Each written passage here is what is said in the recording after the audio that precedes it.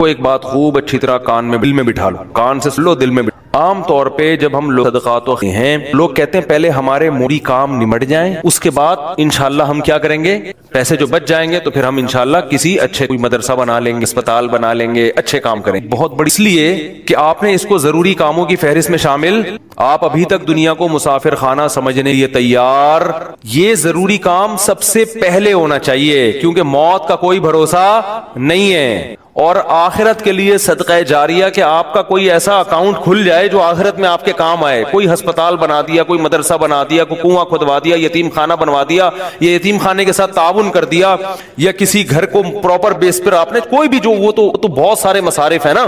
تو میں نے لاکھوں پتی لوگوں کو بھی دیکھا ہے کہ بھائی اللہ نے آپ نے ولیمے پہ 6 لاکھ روپے اڑا دیے، اور یار 8-10 لاکھ کا کوئی ادارہ بنا دو، یا کسی مدرسے میں کوئی ڈسپینسری بنا دو، یا کوئی اچھی، فالتو نہ اڑاؤ جا کے کوئی بھی مانگ رہا ہے پکڑا دیے، یہ بھی بہت بڑی مصیبت ہے لوگوں کے ساتھ۔ اب جیسے وہ عرب کا جو شیخ ہے نا، جو اس بھکاری اس کے ماں باپ کو دعائیں دے رہا تھا اور یہ پیسے دے رہا تھا، تو میں اس عرب کے پاس ہوتا، میں کہتا آپ صدقہ کریں مگر ایسے ہی نہیں کسی کو پکڑانا شروع کر دیں، کیونکہ اس سے جو مستحق ہوتے ہیں ان کا حق مارا جاتا ہے۔ آپ یہ دیکھیں کہ یہ واقعی مستحق بھی ہے یا نہیں ہے، ورنہ وہ کوئی بھی دعائیں دے کے پیسے نکالنا شروع کرے گا، ٹھیک ہے اس کا جذبہ اچھا تھا، اللہ کرے اس کے ماں باپ کی مغفرت ہو گئی ہو، لیکن اصول جو شریعت نے بتایا ہے کہ پیسہ اللہ کی بہت بڑی نعمت ہے، اور نعمت کو ضائع کرنے کی اجازت نہیں ہے، بہت سوچ سمجھ کے آپ نے خرچ کرنا ہے کہ مخلوق کو فائدہ زیادہ سے زیادہ ہو۔ کم سے کم انویسٹمنٹ میں زیادہ سے زیادہ فائدہ کیسے ہو سکتا ہے، پھر اس میں زیادہ انویسٹمنٹ کرو۔ جیسے دنیا کے بزنس کا اصول ہے نا کہ انویسٹمنٹ کوشش ہو کم سے کم اور پروفٹ زیادہ سے زیادہ، ایسا تھوڑی کوئی بھی کاروبار کے لیے 1 کروڑ مانگ رہا ہے، آپ نے کہا پکڑا دیا، چل دیکھا جائے گا کتنا پروفٹ آ رہا ہے۔ تو بھائی جو دنیا کی تجارت کا اصول ہے وہی اصول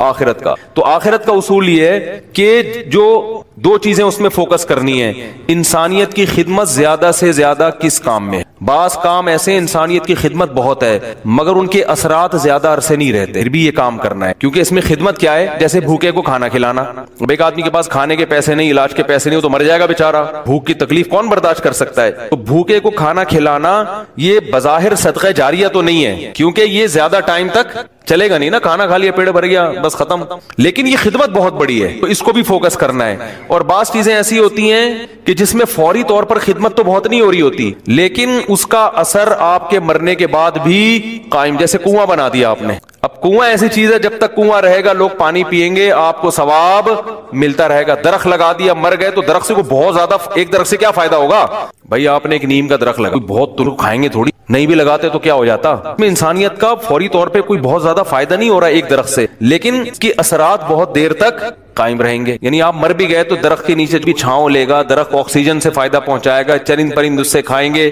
تو آپ صلی اللہ علیہ وسلم نے فرمایا، صحیح مسلم کی حدیث ہے، جس نے درخت لگا کے مر بھی گیا تو جب تک درخت رہے گا اس کو ثواب ملتا رہے گا۔ تو اس میں فائدہ تو کم ہے لیکن دیر پا ہے، مرنے کے بعد بھی یہ عمل چلتا رہے گا۔ تو ان 2 قسم کی چیزوں کو فوکس کرنا ہے، اور کچھ چیزیں ایسی جسمانی فائدے کے ساتھ دینی فائدہ۔ دینی مدارس کو سپورٹ کرنے کا فائدہ کیا ہوتا ہے، غریب طلبہ کو کھانا بھی ملتا ہے، علم بھی ملتا ہے، وہ عالم بن کے دنیا میں کام کرتے ہیں۔ تو صدقہ جاریہ بھی مرنے کے بعد وہ علماء جو کام کریں گے، پھر آگے ان سے جو ہدایت پھیلے گی، پھر وہ لوگ آگے جو تبلیغ کریں گے، تو جب تک اسلام باقی رہے گا آپ کو ثواب ملتا رہے گا۔ لیکن اب یہ بھی نہیں کہ کسی بھی مدرسے میں اٹھا کے دے دو، سوچ سمجھ کے کون کام کر رہے ہیں، کون ویژنری لوگ ہیں، کون بہت، اس میں پھینکنا نہیں ہے میرے بھائی، جیسے دنیا کی تجارت میں پیسہ پھینکا نہیں جاتا، بہت سوچ سمجھ کے۔ کوئی بھی آپ کے پاس آئے بولے 1 لاکھ روپے دو، میں پیسے کما کے آپ کو ہر مہینے 6,000 روپے دیا کروں گا، آپ پکڑا دو گے؟ انکوائری کرو، 1 لاکھ کہاں، 1 لاکھ پہ آپ مجھے وہ بتائے گا، پھر جب آپ کو دکان دکھائے گا تو آپ کہو گے 1 لاکھ پہ آپ 6,000 کما سکتے ہیں؟ کیا خیال ہے بھائی؟ میرے والد صاحب نے کہا تھا جو بھی آئے نا پیسے مانگنے اور کہے کہ اتنا پروفٹ ہے، آدھا تو دوں گا آدھا رکھوں گا، اس سے پہلے پوچھے تمہارے پاس کتنے پیسے، وہ بتائے اتنے، تو پورے اپنے کیوں نہیں لگا لے، میں پورا پروفٹ خود رکھوں؟ کیا خیال؟ ہاں وہ غریب آدمی ہو تو ایک الگ بات ہے، اور اللہ کا شکر ہے مجھے اس کا فائدہ ہوا، ایک دفعہ ہوا، دوسری دفعہ والد صاحب کی نصیحت پہ عمل نہیں کیا تو سارے پیسے ہی الحمدللہ ساری ڈوب۔ ایک دفعہ فائدہ بھی ہوا، ایک صاحب جو ایک بڑے پوش ایریا میں رہتے تھے، ایریا کا نام لوں گا، قصہ پرانا ہو گیا، پھر بھی احتیاط یہ مالدار علاقے کے، مجھے کہنے لگے کہ کاروبار کرنا چاہتا ہوں۔ اچھا اس ایسے ایریا میں رہتے تھے، مجھے پتا تھا اتنے پیسے تو ان کے پاس ہوں گے ورنہ اس ایریا میں رہ نہیں سکتے۔ اب ایک آدمی ڈیفنس، ایک مثال دے رہا ہوں ڈیفنس کی، ڈیفنس میں رہتا ہو اور کہ میری تنخواہ 10,000 روپے، تو آپ کو 10,000 والا ڈیفنس میں نہ کرائے پہ رہ سکتا ہے اور اپنا گھر ہو تو سوال ہی پیدا نہیں ہوتا 1 کروڑ کا تو نے گھر کیسے خرید لیا 3 کروڑ کا ہے بھائی، ہو سکتا ہے 4 کروڑ ایجنٹ والے مجھے یہ بیان میں ہے. تو میں مثال دے رہا ہوں, یہ اب ہر بیان کو نا لوگ بڑے سینسیٹیو بن کے لے رہے ہوتے ہیں. کیا آپ نے ڈیفینس, تو اب کیونکہ شہرت ہو گئی ہے نا تو ہر چیز بہت زیادہ لوگ سیریس ہو رہے ہیں. 25 کروڑ 25, اب اس سے پھر لوگ پریشان ہوں گے, یار ہم لے رہے تھے آپ نے قیمت بڑھا دی. تو بھائی یہ محض ایک مثال ہے, مجھے نہیں پتا ڈیفینس میں قیمتیں کیا چل رہی, تو کچھ بھی لگا لو. تو آپ نے کیا کیا, بات کیا چل, ہاں بندہ میرے پاس آیا, رہتا پوش ایریا میں, مالدار علاقے میں, کہنے لگا آپ مجھے بیچوں گا, آدھا پروفٹ آپ کا, آدھا زیادہ آ گئی انویسٹمنٹ, آپ پورے پیسوں پورا پروفٹ مجھے آدھا کیوں دے رہے ہو؟ انویسٹمنٹ جو مجھ سے کروا رہا ہے اور آدھا پروفٹ دے رہا ہے, اس کا مطلب وہ رسک لینے کے لیے تیار نہیں ہے. بولے ڈوبیں تو اس کے ڈوبیں, اس کا مطلب آپ کو خود پتا ہے کہ یقینی پروفٹ نہیں ہے. تو کسی کو پیسے دینے سے پہلے جیسے انکوائری کرتے ہو نا, صدقہ خیرات سے پہلے بھی انکوائری کیا کرو, کیونکہ آپ کے پاس لامحدود رقم نہیں ہے. غیر مستحق کو دینے کا سب سے بڑا نقصان یہ کہ مستحق لوگ رہ جاتے ہیں. لوگ کہتے ہیں کسی غیر مستحق کو چلا گیا تو کیا ہے, او بھائی پھر اتنے پھر مستحقین رہ جائیں گے اس سے. اور ثواب کمانا ہے نا, تو ثواب تو جب ہی ملے گا جب آپ کا پیسہ صحیح جگہ پہ جائے گا. جو غیر مستحق ہو اس کو ہدیہ دے دیا کرو بھائی دوستی یاری میں, کہ چل یار گفٹ ہے. بات آ رہی ہے سمجھ میں؟ تو یہ میں اہم پوائنٹ کی بات بتا رہا ہوں کہ 2 جگہ خرچ کرنا ہے, ضرورت اور دوسرا جس کا اثر دیر پاؤ. صدقہ جاریہ بھی اچھی چیز ہے, اور انسانیت کی ضرورت پوری کرنا. آپ کہہ سکتے ہیں یار ایک بھوکے کو کھانا کھلا دیا, پیٹ بھر گیا, تو وہ تو بس ایک ثواب مل گیا, تو اب تو ختم نا. صدقہ جاریہ تو قیامت تک رہتا ہے. اس لیے بتا رہا ہوں کہ ہم بعض دفعہ لوگوں کو بتاتے ہیں کہ یار یہ غریب ہے, اس کو بیوہ ہے, اس کے گھر میں راشن ڈال, تو کہہ رہے نہیں ہم تو صدقہ جاریہ چاہتے ہیں. تو یاد رکھو صدقہ جاریہ کے اپنے فضائل ہیں کہ وہ چلتا رہے گا آپ کا, لیکن بھوکے کو کھانا کھلانے کے, اس کی ضرورت پوری کرنے کے اپنے, وہ ثواب تھوڑا ہے لیکن وزنی بہت ہے. وزنی کیسے؟ حدیث میں آتا ہے قیامت کے دن اللہ اعلان کریں گے, جب میدان حشر ہوگا نا, بہت سختی کا دن ہوگا, تو اللہ اعلان کریں گے کہاں ہیں وہ لوگ کہ جب میں بھوکا تھا تو انہوں نے مجھے کھانا کھلایا, میں پیاسا تھا تو انہوں نے مجھے پانی پلایا, آج ان بھوکوں کو میں کھلاؤں گا کیونکہ انہوں نے مجھے کھلایا تھا. جیسے ہوتا ہے نا, آپ کو بھوک لگ رہی, کسی نے آپ کا اکرام کیا, تو اب آپ کو کہیں وہ بھوکا نظر آئے تو آپ سب سے پہلے اس کو کھلاؤ گے نا. یار میں ٹی وی میں آ رہا ہوں کیا ہے, تھک گئے ہیں تو بیان ختم کر دیتا ہوں, بس ویسے ہی بھی ختم ہونے والا ہے. دیکھو غیرت مند انسان کیا کرتا ہے, آپ بھوکے تھے, اور آسان مثال, آپ کی گاڑی میں پیٹرول ختم, آپ نے پیٹرول پمپ والے سے کہا چل یار میں اپنے پیسوں سے. ایک دن کیا ہوا, اتفاق سے آپ پیٹرول پمپ کے مالک بن گئے, وہ آیا گاڑی لے کے, پیٹرول نہیں, لائن لگی ہوئی ہے, بہت سے غریب آ گئے بغیر پیٹرول کے نا. اب آپ کے پاس محدود پیٹرول ہے, تو آپ کس کی گاڑی میں ڈالو گے؟ آپ اعلان کرو گے بھائی جنہوں نے میری بائک میں یا گاڑی میں پیٹرول ڈالا تھا نا, اس کی ضرورت تو پوری کرنی ہے. ایک عام انسان جب یہ کام کرتا ہے تو اللہ تو غیور ہے بھائی, تو اللہ اعلان کرے گا, بھوک اور پیاس میں دل ملا رہے ہوں گے, اللہ کہے گا سب سے پہلے ان کو کھلاؤں گا جنہوں نے جب میں بھوکا تھا مجھے کھلایا, جب میں پیاسا تھا مجھے پلایا. تو لوگ کہیں گے اللہ تو کہاں بھوکا ہو سکتا ہے, تو اللہ کہیں گے میری مخلوق میں فلاں شخص بھوکا تھا, اس کا بھوکا رہنا ایسا ہی ہے جیسے میں, کیونکہ حدیث میں آتا ہے الخلق عیال اللہ, جیسے گھر کا کوئی سربراہ ہوتا ہے نا, تو بچے بھوکے ہوں گے تو تکلیف کس کو ہوتی ہے, باپ کو ہوتی ہے کہ نہیں ہوتی ہے؟ تو آپ صلی اللہ علیہ وسلم نے فرمایا اللہ کی مخلوق بھی ایسے جیسے اللہ کے اہل و عیال, اللہ کا تو اہل و عیال نہیں ہوتے لیکن مثال دی ہے, ایسے ہی ہے, اللہ کو ان کی فکر ایسے ہی ہے. وہ الگ بات ہے بہت سے بھوکے مرتے ہیں, یہ اللہ کی تقدیر ہے, یہ اللہ کی حکمت ہے, دنیا کو اللہ نے ایسے ہی چلایا ہے, کسی کو ملے گا کسی کو نہیں ملے گا, یہ اب اس میں تو اللہ سے نہیں الجھ سکتے.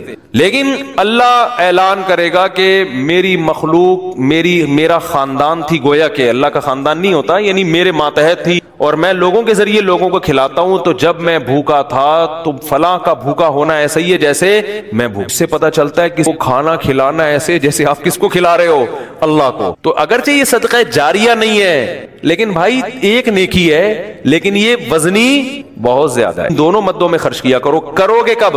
لوگ کہتے ہیں وہ ایک دو تو کھلا دیتے ہیں, جو بڑا اماؤنٹ جو ہے نا, جیسے اپنی شادی بیاہ پہ خرچ کر, گاڑیوں پہ خرچ کرتے ہیں, مکان پہ خرچ کرتے ہیں, اس ٹائپ کا اماؤنٹ اللہ کے لیے خرچ, اللہ کے لیے بس وائپر والے کو تھوڑے بڑھ گئے میں کھلا مانگ بھی رہے ہوتے. پھر کیا مانگ رہے ہوتے تھے؟ ایک آدمی نے کسی کہا اپنی کے پاس آیا, اللہ کے نام پہ نا پتہ نہیں چائے پلا دو, یا اس نے 100 کا نوٹ نکالا, بولا کہ 50 روپے ہیں, 50 روپے دے گا واپس لے. یہ بھی لوگوں کو جانچنے کا ایک, بھائی بھکاری سے بولے پہلے وہ پیسے تو خرچ کرنا تھے, تیرے پاس ہیں. یہ بھی ایک طریقہ, بڑا خاندانی طریقہ ہے. تو اصل میں آج میں اتنا صبح سے گھوم رہا ہوں نا, آج میں 1 منٹ کے لیے نہیں بیٹھا ہوں. صبح سے یہ کام وہ کام, ادھر ملاقات, ادھر جاؤ, فلاں ملتان سے آئے, فلاں کھانے وال سے آئے, فلاں جماعت آئی ہوئی ہے, فلاں یہ ہو رہا ہے, کھوپڑی سارا دن گھوم کے نا جب بیان میں بیٹھتا ہوں تو وہ اتنے مختلف قسم کے سگنل آ رہے ہوتے ہیں کہ اس کو گچی سے پکڑنا کیا ہوتا ہے, بہت مشکل ہوتا ہے کہ یار پوائنٹ سے ہٹے نہیں. تو ہاں میں یہ عرض کر رہا تھا, جلدی سے بات سمیٹ کے ختم کرتا ہوں, کہ لوگ یہ کہتے ہیں کہ پہلے موٹے کاموں سے فارغ ہو, اس کے بعد بعد جب بچا کے بڑھاپے اینڈ میں جا کے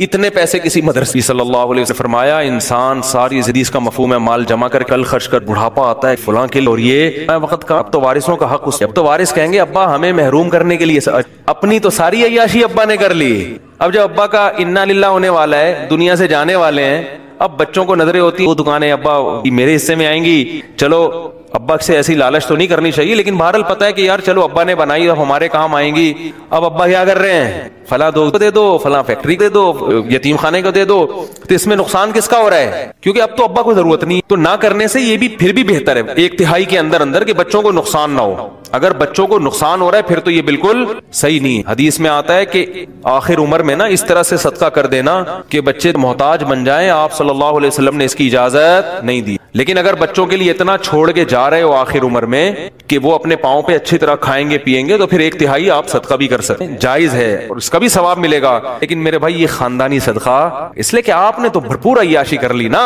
آپ کی تو 4 شادیاں معذرت کے ساتھ ہو گئیں ایک جس کی ہو گئی ان کی بات کر رہا ہوں اور آپ کی تو جناب یہ بھی ہو گیا وہ بھی ہو گیا سارے کام ولیموں پہ بھی اڑا دیا اور انویسٹمنٹ بھی دبا کے کر لی کاروبار بھی ہو گیا سب کچھ مزے تو اڑا لیے نا آپ نے یہ نبی کی نظر میں افضل صدقہ نہیں ہے افضل صدقہ یہ ہے آپ صلی اللہ علیہ وسلم سے صحابی نے پوچھا یا رسول اللہ سب سے بہترین صدقہ کون سا ہے آپ نے فرمایا وہ صدقہ ہے غنا و تخشى الفقر تمہیں امید ہو کہ اگر یہ پیسہ میں نے صدقہ نہیں کیا تو اس سے ڈبل بنا سکتا پیسے سے پیسہ کما سکتا یہ امید ہو اس حال میں پیسہ صدقہ کرو اور یہ بھی ڈر ہے کہ اگر کر دیا تو فیوچر میں غریب نہ ہو جاؤں اس ملی جلی کنڈیشن میں جو صدقہ ہوگا نا وہ کیا کہلائے گا خاندانی صدقہ اس لیے صدقات و خیرات میں یہ نہیں کہہ رہا یہ بھی منع ہے کہ اتنا کر دینا کہ کل لوگوں کے محتاج بن جائیں یہ تو جائز ہی نہیں کہ اپنے ضروری بچوں وہ تو بہرحال لیکن صرف اتنا کر لیں کہ آپ جب یہ کہتے ہیں نا کہ کام ہو جائیں تو پھر میں یہ کروں گا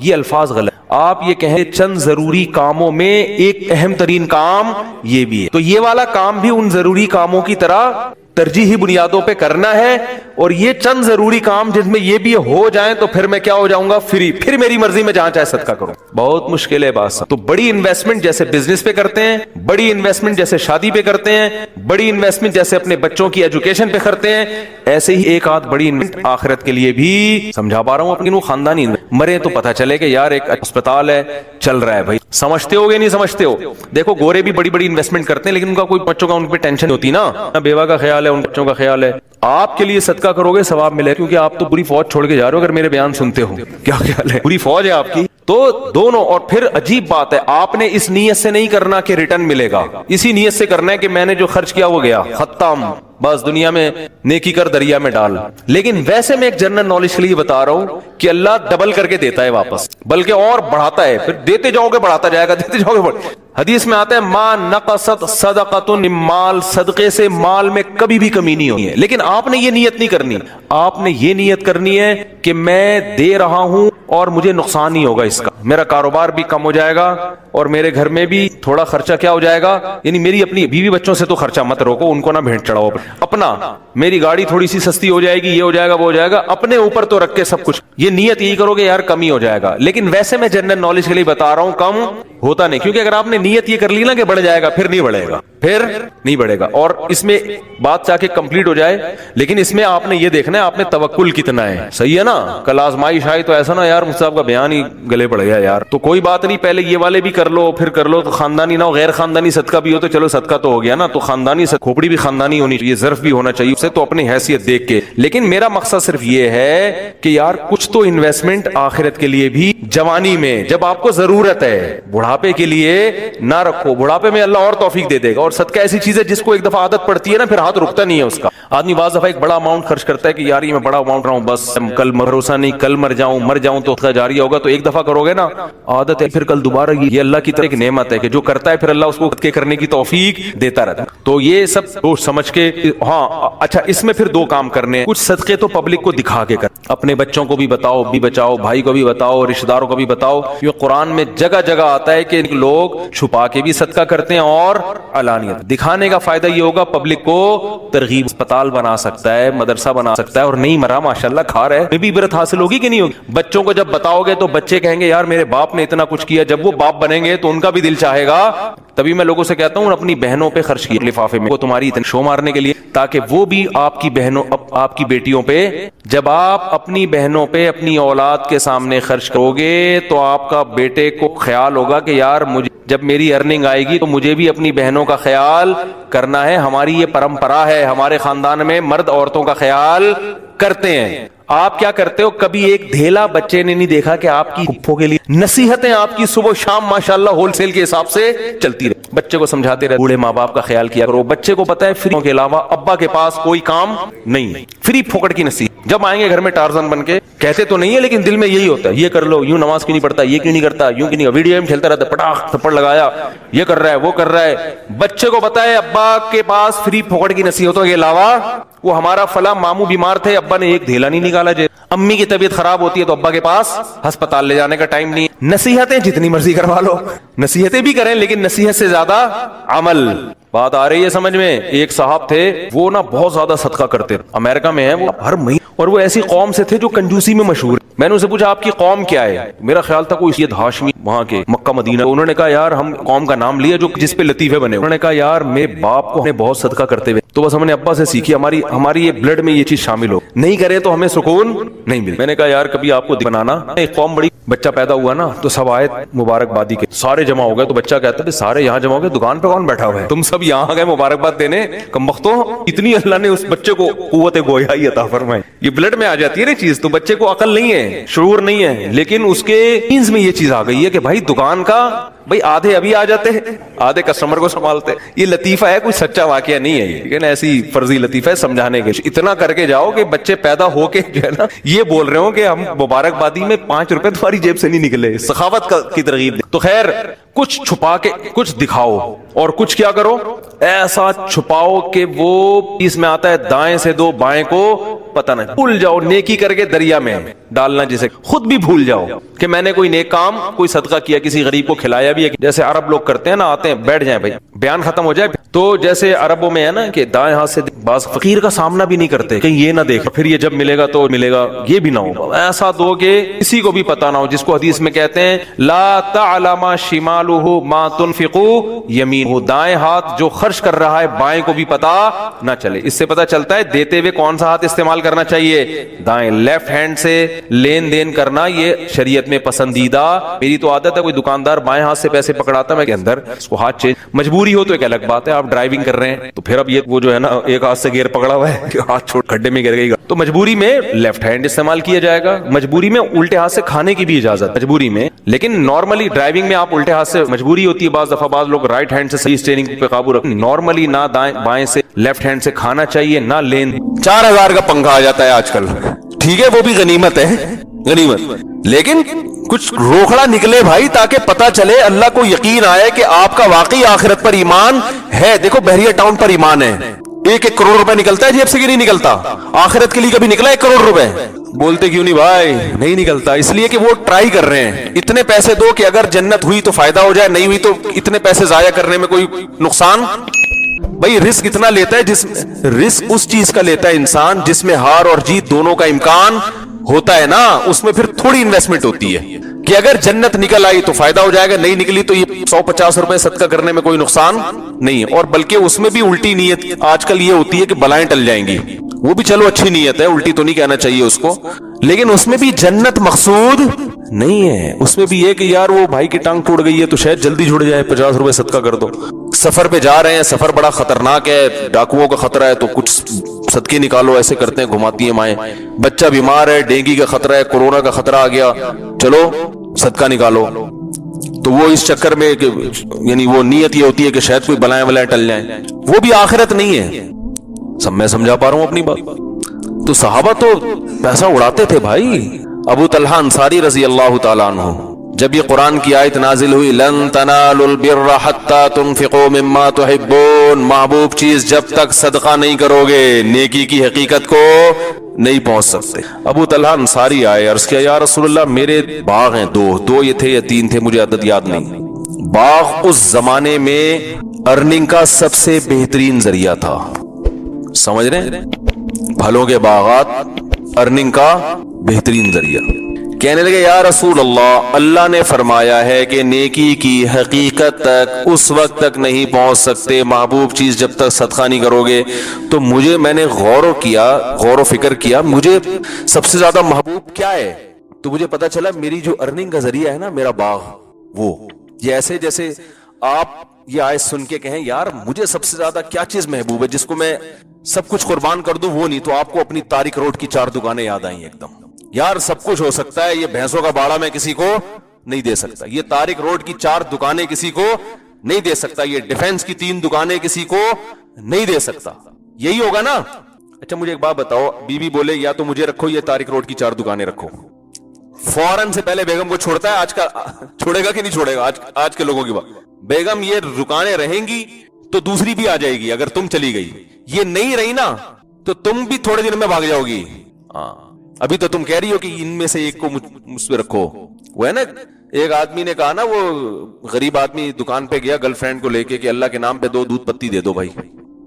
تو اس نے کہا بھائی کمبخت گرل فرینڈ اتنا غریب ہے تو گرل فرینڈ رکھی کیوں ہے؟ تو کہہ رہے رکھنے کے بعد غریب ہوا ہوں، جب رکھی تھی اس وقت نہیں تھا. تو گرل فرینڈ اتنا تھوڑی کھاتی ہے جتنا بیوی کھا جاتی ہے. بیوی تو جائیدادیں کھا جاتی ہے ماشاءاللہ، اور کھانا چاہیے، اس کا حق ہے. تو آپ کس کو ترجیح دو گے بھائی؟ بولو گے دکانیں. تو ابو طلحہ انصاری رضی اللہ تعالیٰ عنہ آئے، یا رسول اللہ مجھے سب سے محبوب چیز کیا ہے؟ میرے باغات. آپ نے فرمایا بخن بخن، واہ واہ واہ واہ. آپ بھی متاثر ہوئے. را کا مال رابح، فرمایا بڑا قیمتی مال ہے یہ تو بڑا قیمتی. یہ تمہارے دل میں خیال آ گیا، کیسی آیت پر عمل کیا. دیکھو دنیا کو دل سے نکال دیے. جب سفر ہے تو بھائی گزارا ہو رہا ہے نا کھانے پینے کا، صدقہ کرو اس کو. آپ صلی اللہ علیہ وسلم سے پوچھا کس کو دوں؟ نبی صلی اللہ علیہ وسلم بھی ہر ایک سے صدقہ قبول اتنی بڑی تعداد میں نہیں کرتے تھے. جس کو دیکھتے تھے ایمان مضبوط ہے نا، یہ گزارا چلا لیں گے. کل فاقہ آیا تو اللہ سے شکایت نہیں کریں گے اللہ میں نے تو سب کچھ صدقہ کر دیا، اب کھانے کو روٹی ہے نہیں، تو نے تو رزق کا وعدہ کیا ہے، تو ایک کے بدلے 10 دیتا ہے. پتا تھا سروائیو کر لیں گے. کل بھوک آئی، فاقہ آیا، اللہ سے شکایتیں نہیں کریں گے. کیونکہ بعض صحابہ آتے تھے کہ سارا مال لے لے، آپ نے منع کیا. نا سب نہیں. ہم لوگ آتے نا تو شاید 50-60 روپے سے زیادہ ہم سے وصول نہ کیے جاتے اس دور میں. ایسی حالت ہماری، تبھی اللہ نے سکون چھین لیا ہے نا. کنجوسی، بخل، پیسہ، دولت، ترجیحات، یعنی انسان کی جو پہچان ہے نا وہ صرف نوٹوں سے ہے. پیسے ہیں تو جی السلام علیکم. غریب آدمی کو تو ولیمے پہ نہیں لوگ بلاتے آج کل، اس کے ساتھ سیلفی لینے میں شرماتے ہیں. تو نبی نے فرمایا تو بڑا قیمتی مال ہے. اس حدیث کا ایک ایک جز بڑا سبق آموز ہے. فرمایا میں صدقہ کرنا چاہتا ہوں، آپ بتائیں. آپ نے فرمایا اپنے چچا زاد بھائیوں کو دے دو. نہیں آئی بات. جو جاہل پیر ہوتے ہیں نا آج کل، وہ کہتے ہیں لاؤ، ایسا ہی کریں گے نا. بڑے بڑے پیر آپ نے دیکھے ہوں گے، ان کے گھروں کے باہر ماشاءاللہ موٹے موٹے دمبے بکرے صدقے کے. کسی صحابی کے گھر کے باہر صدقے کے بکرے دیکھے آپ نے؟ یا نبی کے گھر کے باہر صدقے کے بکرے یا کالی مرغیاں کبھی سنا؟ بخاری میں صفحہ نمبر فلاں ڈاکٹر ذاکر نائک سے کبھی سنا ہو، حدیث نمبر 3458، صدقے کا بکرا نبی کے گھر کے باہر لائن لگی ہوتی تھی. ہے بھائی صحابہ لاتے تھے صدقے کے بکرے نا، ہدیہ دیتے تھے نبی کو، گفٹ. وہ گفٹ تو کچھ بھی ہو سکتا ہے. کبھی کسی صحابی نے آپ کو دودھ پیش کر دیا، کبھی کسی نے کھجور پیش کر دی، کبھی کوئی پیسے دے دیے گفٹ کے طور پر. یہ بکرے کا پتہ نہیں کہاں سے کانسیپٹ آیا ہے اسلام میں. اسلام میں نہیں ہے، یہ ہمارا اپنا بنایا ہوا ہے. تو آپ نے فرمایا اپنے چچا زاد. کیوں؟ اس لیے کہ صدقے میں سب سے پہلا حق کس کا ہے؟ اسلام رشتہ داری کے معاملے میں بڑا سینسیٹیو ہے، یاد رکھو. آج کل یہ چیز بھی ہمارے معاشرے سے ختم. وہی پیسے کی وجہ سے نا، پیسہ آ گیا تو بھائی سے منہ موڑ لیا کہ پیسے نہ مانگ لے گئی مجھ سے. ایسے ہی چل رہا ہے نا مارکیٹ میں. اور یہ چھوٹا والا بھی اسی سے زیادہ دوستی کر گھسے گا وہیں جس کے پاس پیسے. اس کا بھی قصور ہے نا. میں تو یہاں تک دیکھ رہا ہوں کہ جو بیٹا پیسہ زیادہ کما رہا ہے، ابا کی آنکھوں کا تارا اور اماں کی آنکھوں کا تارا بھی وہی ہے، حالانکہ اس نے خدمت نہیں کی زیادہ، اتفاق سے اللہ نے پیسہ دے دیا. جو بیچارہ صبح شام خدمت میں آدھا ہو رہا ہے، نہ ابا کے دل میں اس سے محبت، نہ اماں کے دل میں. یہ عجیب سیٹنگ چل رہی ہے بھائی. یہ تو قسمت کا کھیل ہے. اس کے پاس زیادہ آ گیا، اس کے پاس کم آیا. ہے تو نیک وہ نا جو غریب ہے. نیک ویک نہیں، نیکی کہاں گئی؟ صحیح ہے نا. صرف ایک پیسہ ایسی چیز ہے جو وہاں نہیں گیا، وہاں اس کو کہیں نہیں بھیجتے. تو ابو طلحہ انصاری کا کتنا بڑا دل. باغ اپنے کیا کر دی؟ ابن الاعمام، اپنے چچا کے. وہ غریب ہوں گے، نبی نے حکم دیا اپنے. یہ آپ نے رشتہ داری سکھائی ہے صحابہ کو. آج کسی میں دم ہے کہ اپنے سگے بھائی، چچا زاد بھائی تو پھر بھی دور ہو جاتا ہے، اپنے سگے بھائی کو کچھ ایسا قیمتی گفٹ دے دے. کبھی دیکھا گفٹ تو چلتے ہیں ہمارے معاشرے میں، لیکن ایسے لو ویلیو کے گفٹ چل رہے ہیں نا، اتنے تھکے ہوئے. دیکھو غریب آدمی کی طرف سے تو بیچارہ اس کے لیے تو تھوڑی چیز بھی بہت ہے. جن کو اللہ نے پیسہ دیا تو بھائی کبھی بڑی رقم بھی صدقہ کر دیا کرو. آپ کو شیطان فقر سے ڈرائے گا. الشیطان یعدکم الفقر، قرآن کہہ رہا ہے کہ جب تم صدقہ کرو گے شیطان تمہیں فقر سے ڈرائے گا. اس سے پتہ چلتا ہے صدقہ وہ ہوتا ہے جس میں فقر کا خوف بھی آ رہا ہو. ہمارے صدقوں سے یقین ہوتا ہے کہ کچھ بھی نہیں ہونے والا، اتنے تھوڑے سے پیسے صدقہ کر رہے ہوتے ہیں. تو اللہ فرماتے ہیں جب تم صدقہ کرو گے نا تو ظاہر ہے ایسی اماؤنٹ کہ شیطان تمہیں فقر سے ڈرائے گا. وَيَأْمُرُكُمْ بِالْفَحْشَاءِ وَاللَّهُ يَعِدُكُمْ مَغْفِرَةً مِّنْهُ وَفَضْلًا، اللہ اپنے فضل کا وعدہ کر رہا ہے کہ ریٹرن کرے گا، یہ لوٹائے گا. وقتی طور پر تو پریشانیاں آتی ہیں لیکن سر اٹھا کے جیو گے، ساری زندگی کھاتے پیتے رہو گے انشاءاللہ. ابو طلحہ انصاری کو اللہ نے بعد میں بڑی دولت دی ہے. جتنے صحابہ صدقات و خیرات والے ہیں نا کوئی بھی غربت کا شکار نہیں ہوئے، دولت دوڑ کر ان کے قدموں کی طرف آئی ہے. آج مسلمانوں میں بڑی کنجوسی پیدا ہو گئی ہے بھائی، بجائے کھلانے کے کھانا سیکھ لیا ہے. بہنوں کو کھلانا چاہیے لیکن بجائے کھلانے کے بہنوں کی وراثت بولو نا ہڑپ کیسے کھا جاؤں، بیوی کا مہر کیسے کھاؤں، بہن کی وراثت کیسے کھاؤں، اور بیگم اس چکر میں ہوتی ہے میاں کی جائیداد زندگی میں کیسے کھا جاؤں میں. بڑی محبت سے کہیں گی کہ آپ اگر یہ مکان میرے نام کرا دیں کتنا اچھا ہوگا. آپ کہتے ہیں بیگم میں نے اپنے پیسوں سے خریدا، تمہارے نام کیوں کرائیں؟ تو کیا مجھ پہ ٹرسٹ نہیں ہے؟ کیا میں لے کے بھاگ جاؤں گی؟ کیا اللہ نے کرے مجھے چھوڑنے کا ارادہ ہے؟ آدمی ایسے تانے سن کے کہتے ہیں نہیں بھائی نہ تو چھوڑنے کا ارادہ ہے نہ تم پہ ایسا میں کہہ سکتا ہوں کہ تم پہ ٹرسٹ نہیں ہے. کوئی ایسی بات نہیں ہے بیگم. تو پھر کیوں، پھر آخر کیوں؟ ایسے موقع پہ مجھے فون کرتے، اچھا پھر یہ متاثر ہو کے لکھوا دیتے یہ مکان بیگم کے نام سے، اور پھر دوستوں کو بھی بتایا گا یار ہمارے میاں بیوی میں کوئی فرق ہی نہیں ہے، الحمدللہ اتنے اچھے تعلقات ہیں. سب جگہ نہیں ہوتا لیکن بعض کیسز میں پھر بڑا بھگتنا پڑتا ہے آدمی کو، بھگتنا. اگر آپ مجھ سے مشورہ لیتے تو میں آپ سے کہتا کہ جب آپ کی بیگم آپ سے یہ کہہ رہی ہے کہ مکان میرے نام کروا دو، کیا مجھ پہ ٹرسٹ نہیں ہے؟ تو بیوی سے بولو کیا تمہیں مجھ پہ ٹرسٹ نہیں ہے؟ میرے نام پہ اچھا نہیں لگ رہا تمہیں؟ میں کوئی لے کے بھاگ جاؤں گا؟ تمہارے بچوں کا ہی کام آئے گا، مر گیا تو تمہارا ہی وراثت میں حصہ نکلے گا. بھائی جو گنتیاں اس نے سیکھی ہوئی وہ آپ بھی تو سیکھ لو نا کہیں سے. پھر وہ کہے آپ کو کیا مجھ سے محبت نہیں ہے؟ تو بیگم سے بولو کہ بیگم دیکھو جس کو محبت کا اظہار کرنا ہوتا ہے وہ گفٹ دیتا ہے، لیتا نہیں ہے. تم یہ کیسی محبت کا ثبوت ہے کہ تم مجھ سے میرا مکان مانگ رہی ہو؟ محبت کے ثبوت دیکھو. آپ مجھ سے ملے مفتی صاحب، آپ ہمیں بہت اچھے لگتے ہیں مفتی صاحب، بڑے آپ سے عقیدت ہے، بڑا اچھا بیان، آپ کا مزہ آتا ہے، آپ اپنا موبائل مجھے گفٹ دے دیں. تو یہ کوئی پاگلوں والی باتیں نہیں ہوں گی. آپ بولو بھائی مفتی صاحب آپ ہمیں بہت اچھے لگتے ہیں، تو میرے دل میں ایک دم لالچ آئے گی آپ اپنا موبائل نکال کے مجھے شاید دینے والا ہو، اتنا اچھا لگ رہا ہوں میں اس کو. کیا خیال ہے؟ تو یہی معاملہ ہو رہا ہے بھائی. بیوی پر بھی تو لازم ہے کہ وہ شوہر سے محبت کرے. تو عورت کو چاہیے کہ شوہر جب مکان آپ کے نام کر رہے تو کہہ رہے ہیں آپ میرے سر کے تاج ہیں، آپ کو یہ مکان میرے نام کرنے کی ضرورت نہیں ہے، مجھے آپ پر پورا اعتماد ہے، آپ کا پیسہ میرا ہی ہے، آپ نے آج تک کبھی فرق نہیں کیا، آپ اپنے پاس ہی رکھیں، مجھے تو آپ چاہیے. پھر مزہ آئے گا نا. الٹی کہانیاں چل رہی ہیں پھر مزہ آئے گا بھائی. محبت کا اظہار کے لیے کچھ پیش کرنا پڑتا ہے. جائیدادیں لکھوا کے پھر وہ اختلافات کا تو کوئی ٹائم تھوڑی ہوتا ہے. جب اختلافات ہوتے ہیں تو بڑی اچھی محبتوں میں بھی اختلافات شروع ہو جاتے ہیں. بیٹے کے نام جائیداد کر دی زندگی میں ہی. میں منع کرتا ہوں کیوں کر رہے ہو بھائی؟ تمہارا پیسہ ہے اپنے پاس رکھو. انت و مالک لابی کا حدیث میں آتا ہے. اولاد کو نبی نے کہا کہ تو بھی تیرا مال بھی تیرے باپ کا ہے. باپ کو نہیں کہا کہ تمہارا مال تمہارے اولاد کا ہے، وہ تو مرنے کے بعد ہے، کیونکہ اب باپ رہا ہی نہیں ہے تو ظاہر ہے باپ کی جگہ جو اس کے جانشین ہے. زندگی میں تو سب باپ کا ہے. اولاد کیسے حق جتاتی ہے ہمارا؟ ہمارے حضرت مفتی رشید احمد صاحب رحمہ اللہ تعالیٰ کو ان کے والد نے زندگی میں جائیداد دے دی، ڈیوائیڈ کر دی سب بیٹوں میں نا، بیٹے بیٹیوں میں. تو جب ڈیوائیڈ کر دی، ہینڈ اوور بھی کر دیا، قبضہ بھی دے دیا، تو ہمارے حضرت کے جو والد تھے انہوں نے 80 سال میں پھر ایک اور شادی کی، 80 سال کی عمر میں، اور اللہ نے ان کو اولاد بھی دی. یہ اتنے بزرگ لوگ ہیں، یہ شادیوں سے باز نہیں آتے، یہ ذہن میں رکھیں. یہ جو تانے دیتے ہیں نا شادیوں کے، شادیاں کرنا، یہ تانے دینا انہی لوگوں کا کام ہے جو اسلام کے مزاج سے واقف نہیں ہے.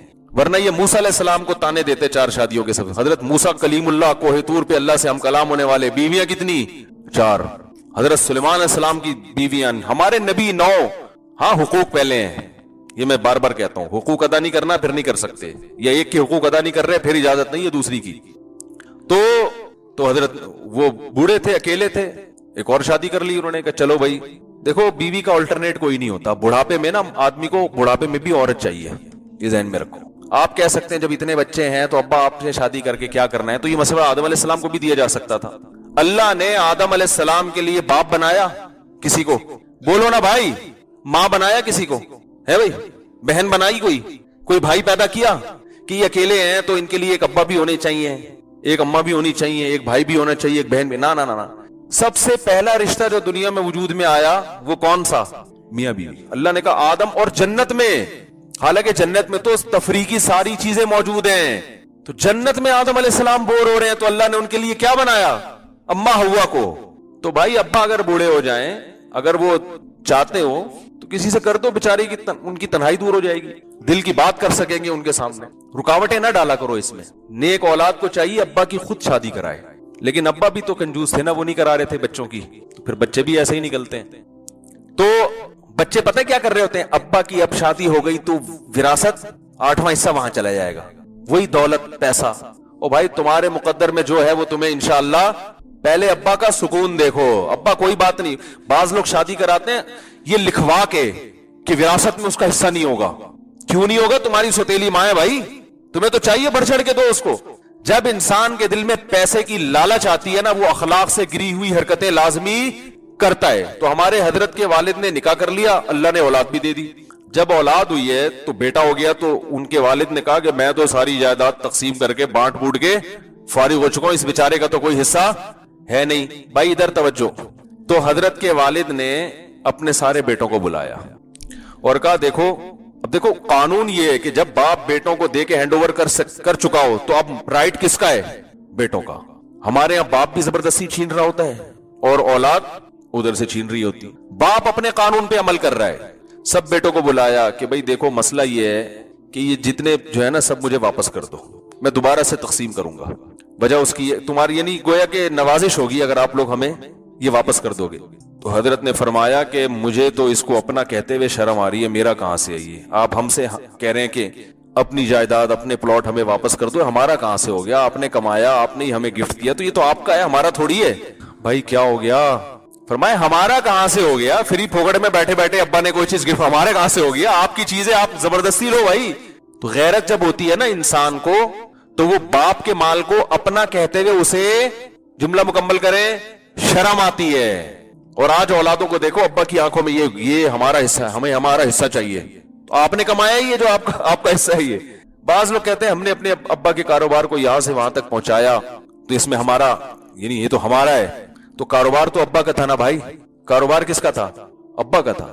ابا کا نہ ہوتا پھر پہنچا دیتے, پھر دیکھتے کیا. ایک صاحب کا میرے پاس فون آیا کہ مجھے کاروبار کے لیے پیسے چاہیے, تو اگر میں لوگوں سے کہتا ہوں کہ 8-10 لاکھ مجھے دیں تو ان کمبختوں کو بھی فری پھوکٹ میں اس کا حصہ دینا پڑے گا نا. سمجھ رہے؟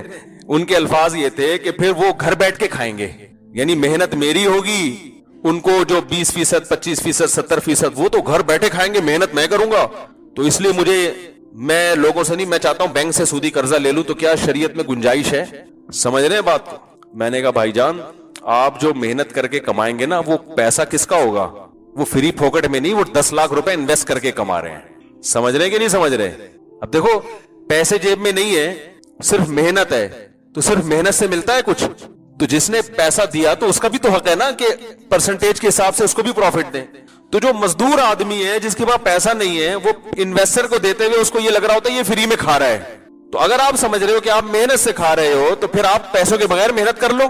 وہی مثال آ گئی نا, وہ ایک آدمی نے بائک خریدی تو ہر تھوڑے دن میں کوئی بندہ آتا کہتا ہے اپنی بائک دے دیں پیٹرول میں ڈال دوں گا, بائک دے دیں پیٹرول میں ڈال دوں گا. وہ بیچارہ دینا پڑتا اس کو جب پیٹرول بھی ڈال رہا ہے. ایک دن اس کو غصہ آیا تو ایک آدمی نے کہا اپنی بائک دے دیں پیٹرول ڈال دوں گا. تو ڈبہ لے کر آیا, بولے اس میں پیٹرول ڈال کے چلا لو بھائی.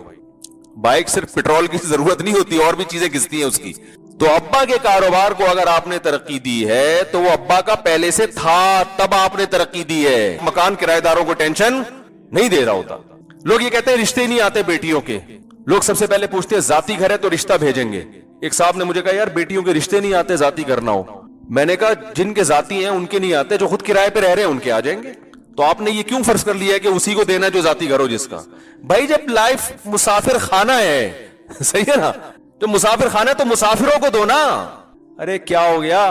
جب آپ گاڑی میں سفر کر رہے ہو تو جو آپ کے ساتھ سفر میں بیٹھے ہوئے ہیں ان سے دوستی لگا لی تو کیا ہو گیا؟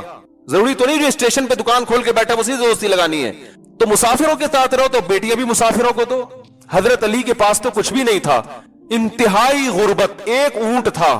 حضرت علی کا یہ خیال تھا میری ایک سواری ہے, نبی کی بیٹی سے میری شادی ہو رہی ہے, ولیمہ ٹائٹ ہوگا, اس اونٹ کو ذبح کروں گا میں. وہ بھی صرف ولیمے کے تھا, باقی کچھ بھی نہیں تھا. یہ جو نبی نے حضرت فاطمہ کو کچھ جہیز دیا نا, ایک پیالہ اور یہ سب, اس لیے کہ حضرت علی کے پاس ایک پیالے کے پیسے بھی نہیں تھے. حضرت علی نے سوچا نبی کی بیٹی سے نکاح ہو رہا ہے, ولیمہ تو ہو نا. حضرت حمزہ نے وہ اونٹ ذبح کر کے دوستوں کو کھلا دیا. عرب میں سخاوت تھی نا, تو وہاں کچھ ان کی خاندان کی خواتین تھی, انہوں نے حضرت حمزہ کو تانا دیا کہ اتنا بڑا اونٹ آپ کے سامنے کھڑا ہوا ہے اور آپ کی سخاوت کو گویا چیلنج ہے. یہ عرب تھے بڑے سخی. حضرت حمزہ یہ بھول گئے کہ یہ میرا نہیں ہے, یہ کس کا ہے, یہ تو حضرت علی کا ہے. انہوں نے کہا بھائی یہ وہ عرب تھے, سخاوت ہے نا ان لوگوں میں, کوئی سخاوت کا تانا دے جوش میں. ہمارے ہاں تو تانے دے دے کے مار دو, کمبخت کی جیب سے پیسے نہیں نکلیں گے. کہے گا یہی تو ہے, وہ عرب تھے نا عرب.